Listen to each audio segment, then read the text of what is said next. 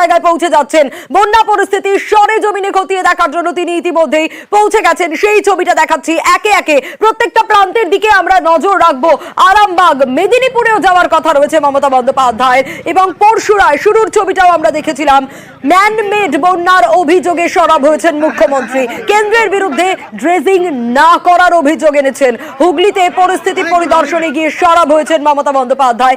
এই মুহূর্তে তিনি ঠিক কোথায় রয়েছেন আরো বিস্তারিত আবির এ বিষয়ে জানাতে পারবে। আবির, এই মুহূর্তে মমতা বন্দ্যোপাধ্যায় গোঘাটের রাস্তাতে রয়েছেন। আমরা জানতে পারছি তিনি কামার পুকুরের কাছে একটি গ্রামে তার যাওয়ার কথা। তিনি এই মুহূর্তে সেখানে গোঘাট ক্রস করছেন। তো ইতিমধ্যেই মমতা বন্দ্যোপাধ্যায়ের গাড়ি রাস্তাতে থেমেছে এবং রাস্তা থেকে তিনি পরিস্থিতি দেখেছেন। লোকজনের সাথে বেশ কিছু কয়েকজনের সাথে কথাও বলেছেন এবং তার সঙ্গে হচ্ছে হুগলি জেলা শাসক, হুগলি গ্রামীণ জেলা পুলিশ সুপার, এছাড়া আরামবাগের মহকুমা শাসক সহ বিভিন্ন দপ্তরের বেশ কয়েকজন আধিকারিক তারাও রয়েছেন। এছাড়া হুগলির জন্য বিশেষ দায়িত্ব দেওয়া হয়েছিল রাজ্যের তরফ থেকে মন্ত্রী বেচারাম মান্নাকে। এছাড়া এছাড়া একাধিক যারা প্রশাসনিক আধিকারিক তাদেরকেও দেখতে পাওয়া যাচ্ছে। একেবারে বিস্তীর্ণ অংশ তারকেশ্বর চাপাডাঙ্গা ক্রস করার পর পুরসুরা থেকে শুরু করে একেবারে বাঁকুড়া সীমান্ত পর্যন্ত, অন্যদিকে পশ্চিম মেদিনীপুর সীমান্ত পর্যন্ত বিস্তীর্ণ জায়গা জুড়ে এই পরিস্থিতি ভয়ঙ্কর অবস্থা প্লাবনের কারণে সেই সামগ্রিক পরিস্থিতি তিনি পর্যবেক্ষণ করার জন্য রাস্তা ধরে তিনি এগোচ্ছেন।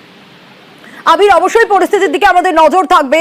হুগলিতে পরিস্থিতি পরিদর্শনে গিয়ে সরব হয়েছেন মমতা বন্দ্যোপাধ্যায়। ডিভিসির জলে দক্ষিণবঙ্গের একাধিক জেলায় ভয়াবহ প্লাবন পরিস্থিতি।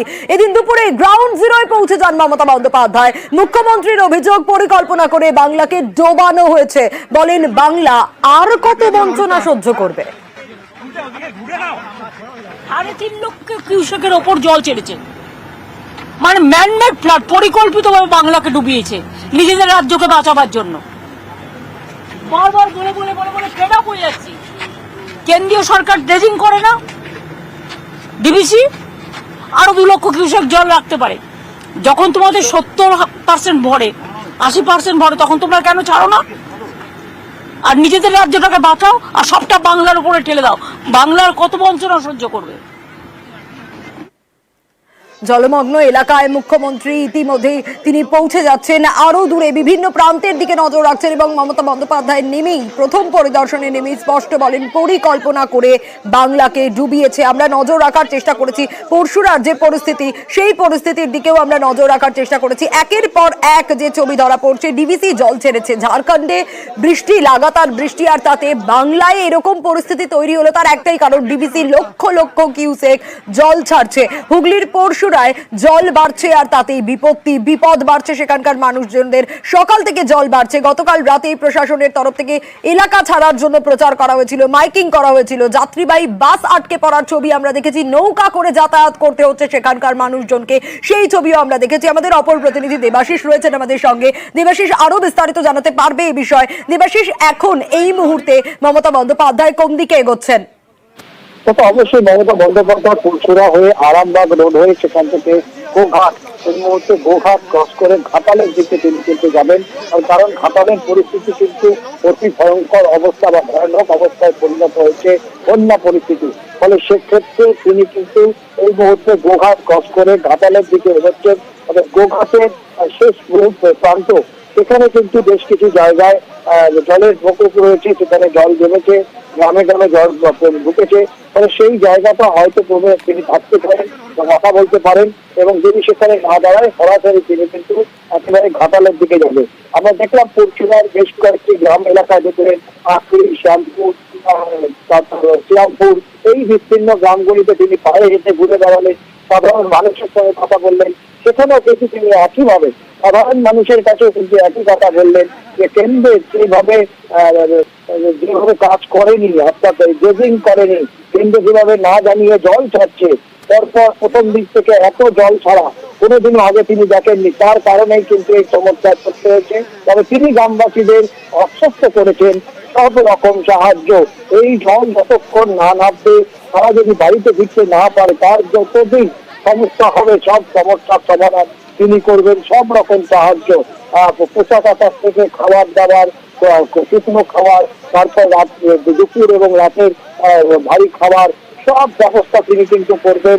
এবং সরাসরি তাদের সামনে দাঁড় করিয়ে অবশ্যই বেশ কয়েক সাধারণ মানুষ তারা কিন্তু সাময়িক কিছু অভিযোগও তিনি করেছেন এবং সেই অভিযোগের ভিত্তিতে কিন্তু জেলা শাসককে তৎপর হতে নির্দেশ দিয়েছেন।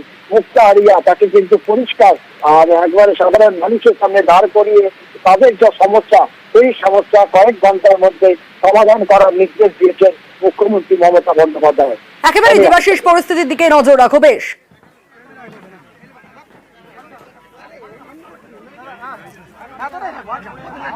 পরশুরা থেকে আরামবাগের পথে মমতা বন্দ্যোপাধ্যায় এবং জেলা সফর, একাধিক জেলা পরিদর্শন করবেন মমতা বন্দ্যোপাধ্যায়। বন্যা পরিস্থিতি সরেজমিনে খতিয়ে দেখছেন। পরশুরা খানাকুল পরিদর্শনে মমতা বন্দ্যোপাধ্যায়। আজই মেদিনীপুর পৌঁছবেন মুখ্যমন্ত্রী।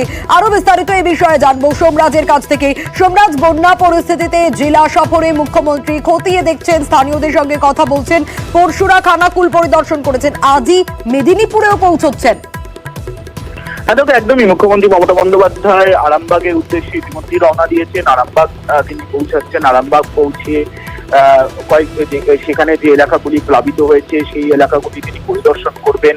পরিদর্শন করার পর তিনি আজকেই সড়কপথে আরামবাগ থেকেই সরাসরি মেদিনীপুরের উদ্দেশ্যে রওনা দেবেন।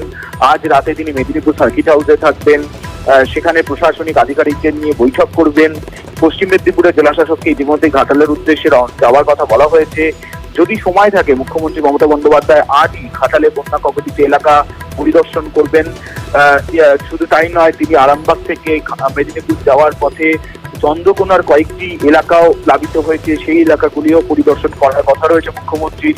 ইতিমধ্যেই তার প্রস্তুতি নেওয়ার কথাও বলা হয়েছে। পশ্চিম মেদিনীপুর জেলাশাসককে প্রয়োজনীয় নির্দেশও দেওয়া হয়েছে এবং যেটা সূত্র মারফত জানা যাচ্ছে যে আজকে রাতে মুখ্যমন্ত্রী থেকে মূলত দক্ষিণবঙ্গের যে জেলাগুলিতে বন্যা পরিস্থিতি তৈরি হয়েছে প্রত্যেকটি জেলা নিয়েই তিনি রিভিউ করতে পারেন মেদিনীপুর সার্কিট হাউস থেকে বলেও সূত্র মারফত জানা যাচ্ছে।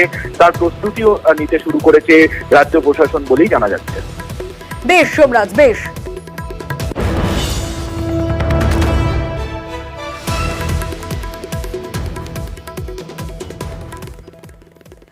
ঠিক যেমনটা বলছিলাম, খানাকুল, পরশুরা, একের পর এক জায়গা, আরামবাগ হয়ে পূর্ব মেদিনীপুরেও মমতা বন্দ্যোপাধ্যায় যাবেন। তার আগে ঘাটালের একটা ছবি আপনাদের একটু দেখাবো। দেখুন ঘাটালে কি ভয়াবহ বন্যা পরিস্থিতি, জলমগ্ন চারিদিক, জল থই থই অবস্থা, বহু মানুষে ঘর ছাড়া হয়ে গিয়েছে, ত্রাণ শিবিরে রাখা হয়েছে বহু মানুষকে। কিন্তু এই পরিস্থিতিতে সত্যি তো মানুষ কিভাবে থাকবেন?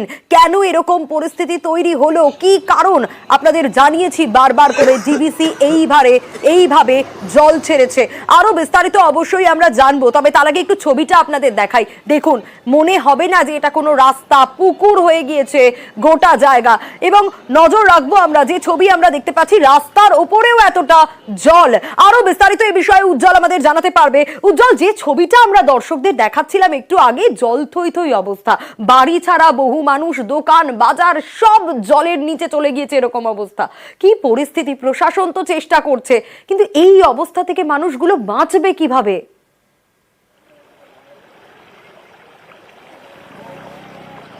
দেখো, সময় যত গড়াচ্ছে ততই কিন্তু জলস্তর বাড়ছে। আমরা দেখাবো যে জলের স্রোতটা একবার দেখানোর চেষ্টা করব। প্রতি মুহূর্তে কিন্তু জল ঢুকতে শুরু করে দিয়েছে এবং এখানে মানুষ যেভাবে যতটা জল দেখছে প্রতি মুহূর্তে তারা ছাদের উপরে যাচ্ছে, কিন্তু কিছুক্ষণের মধ্যে সেই ছাদের উপরেও জল পৌঁছে যাবে।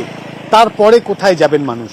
ফলত এই জায়গায় দাঁড়িয়ে তাদের মধ্যে যথেষ্ট আশঙ্কা রয়েছে এবং এই জায়গায় আমরা সেই ছবি আরও একবার দেখানোর চেষ্টা করব কিভাবে মানুষ নিজের বাড়ির দিকে, যাদের বাড়ি একদম সামনের দিকে রয়েছে, তাদের এই অবস্থা। এরপর যতটা দূরত্বে যাওয়া যাবে জলস্তর বাড়তেই থাকবে।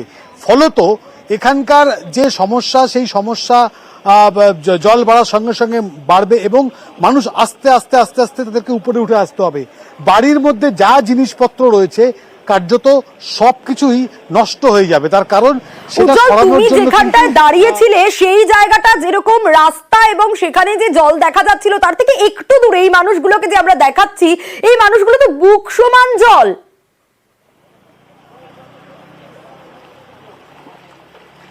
অবশ্যই এটা একদম সামনের, এখানেই বুক সমান জল। এবং তোমাকে আমি আরো একটা ছবি দেখাই, সেই ছবিটা দেখলে বুঝতে পারবে যে পেট্রোল পাম্প, সামনে একটা পেট্রোল পাম্প দেখা যাচ্ছে, সেই পেট্রোল পাম্পেও কিন্তু জল উঠে গিয়েছে। অর্থাৎ একদম রাস্তার ধারের এই ছবি, সব থেকে যেটা সমস্যা সেটা পানীয় জলের, যদিও জল কিন্তু ইতিমধ্যেই পানীয় জলের প্রশাসনের তরফ থেকে পাঠিয়ে দেওয়া হয়েছে এবং সেটা কিন্তু মানুষের একটা বড় সাহায্য করছে। তার কারণ বন্যার সময় সবচেয়ে বেশি চারিদিকে জল থাকলেও পানীয় জলের বড় অভাব থাকে, ফলত পানীয় জল কিন্তু ইতিমধ্যে প্রশাসনের তরফ থেকে পাঠিয়ে দেওয়া হয়েছে।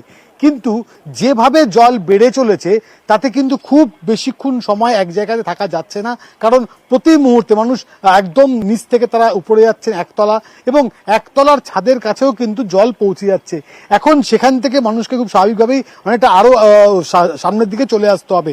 কিন্তু রাস্তাতে যদি এই অবস্থা হয়, রাস্তাতে যদি এরকম জলের স্রোত থাকে, তাহলে খুব স্বাভাবিকভাবেই বোঝা যাচ্ছে যে এর পরে আরো যত সময় গড়াবে সেই জলটা কতটা আরো উঁচু স্তরে পৌঁছে যাবে। ফলত যারা একটু ভেতরের দিকে থাকছেন তারা কিন্তু যথেষ্টই আশঙ্কার মধ্যে দিন কাটাচ্ছেন যে আর কিছুক্ষণ পরে জল যদি আর একটু বাড়ে তাহলে তারা কি করবেন। একেবারে উজ্জ্বল সেই ছবিটাই আমরা দেখাচ্ছিলাম, ভয়াবহ অবস্থা। ঘাটালের ছবিটা একটু আপনাদের দেখাচ্ছি। এটা দেখে রাস্তা বা বাড়িতে যাওয়ার পথ সেটা কখনো মনে হবে না পুকুর হয়ে গেছে।